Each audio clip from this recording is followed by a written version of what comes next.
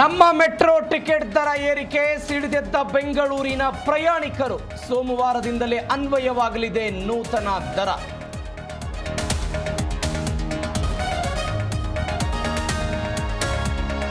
ದ್ವೇಷ ಭಾಷಣ bill ಅಂಕಿತಕ್ಕೆ governor ನಿರಾಕರಣೆ. ರಾಷ್ಟ್ರಪತಿಗೆ ರಾಜ್ಯ ಸರ್ಕಾರದ ಮನವಿ.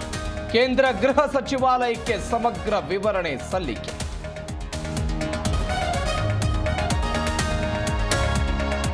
ಇಂದಿನಿಂದ ಪ್ರಧಾನಿ ಮೋದಿ 2 ದಿನ ಮಲೇಷ್ಯಾ ಪ್ರವಾಸ. ಉಭಯ ದೇಶಗಳ ಸಂಬಂಧ ಗಟ್ಟಿಗೊಳಿಸುವಲ್ಲಿ ಹೆಜ್ಜೆ. ಹಲವು ಒಪ್ಪಂದಗಳ ಮಾತುಕತೆ ಸಾಧ್ಯತೆ.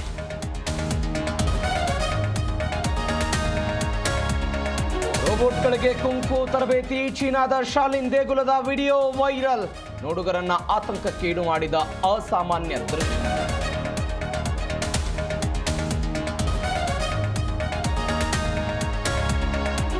ಇಂದಿನಿಂದ T20 ವಿಶ್ವಕಪ್. ಇಂಡೋ-ಪಾಕ್ ವಿವಾದದ ನಡುವೆಯೂ ಚಾಲನೆ.